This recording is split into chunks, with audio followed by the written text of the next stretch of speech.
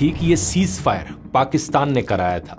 अल जजीरा की रिपोर्ट के मुताबिक ऑपरेशन सिंदूर के बाद पाकिस्तान आर्मी के चीफ आसिम मुनीर और डोनाल्ड ट्रंप के बीच एक डायरेक्ट चैनल खुल गया था, जिसकी मदद से पाकिस्तान ने सीज फायर करवाया। इस सीज फायर एग्रीमेंट में लिखा गया था कि ईरान स्ट्रेट ऑफ हॉर्मुज को खोलेगा, जिसके बदले अमेरिका 2 हफ्ते तक ईरान पर कोई मिलिट्री स्ट्राइक नहीं करेगा और एक परमानेंट सीज फायर के लिए 10 अप्रैल को पाकिस्तान में बातचीत होगी। लेकिन पाकिस्तान और अमेरिका के लिए एम्बैरेसिंगली हुआ यह कि सीज फायर अनाउंस होने के कुछ ही घंटे के अंदर 8 अप्रैल को इजराइल ने लेबनान में 100 से ज्यादा स्ट्राइक्स कर दी।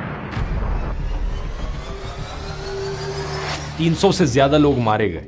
ये इजराइल की लेबनान पर अब तक की सबसे डेडली बॉम्बिंग थी। इजराइल के प्रधानमंत्री बेंजामिन नेतन्याहू कहते हैं कि यूएस और ईरान के बीच जो सीजफायर हुआ है उसमें लेबनान शामिल नहीं है, तो मैं यहां बॉम्ब गिरा सकता हूं। US vice president JD Vance ने भी कहा कि अमेरिका ने तो कभी सीजफायर में लेबनान को शामिल करने का वादा किया ही नहीं था। लेकिन पाकिस्तान के प्रधानमंत्री शहबाज शरीफ ने जो पोस्ट किया था, सीजफायर को लेकर जो स्टेटमेंट जारी करी थी, उसमें साफ लिखा हुआ था कि इस सीजफायर में लेबनान और बाकी सभी देश भी शामिल होंगे। इसी कारण से इसके बाद ईरान के फॉरेन मिनिस्टर अब्बास आरागची ने शरीफ को कोट करते हुए कहा कि अमेरिका को फैसला करना होगा, या तो सीजफायर करो या इजराइल के जरिए वॉर जारी रखो, दोनों चीजें एक साथ नहीं हो सकती। सीज फायर पर यह कंफ्यूजन जारी रहता है। 11 अप्रैल को इस्लामाबाद में यूएस ईरान पीस टॉक शुरू होती है।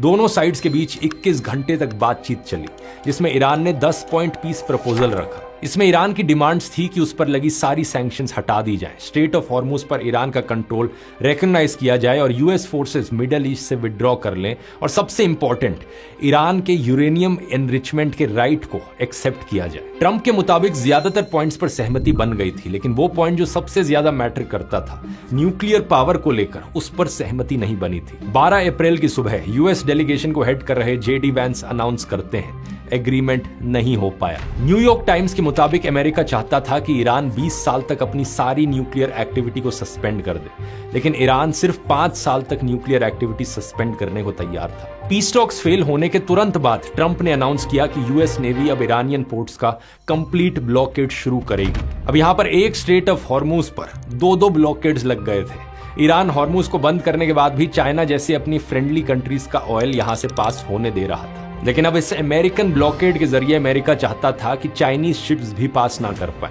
इसे लेकर चाइना ने भी अमेरिका को वार्निंग दी कि वो ईरान और उसके रिश्तों में दखल ना दे। ईरानियन पोर्ट्स का ब्लॉकेड शुरू होने के बाद अमेरिका ने लगभग 13 शिप्स को रोका या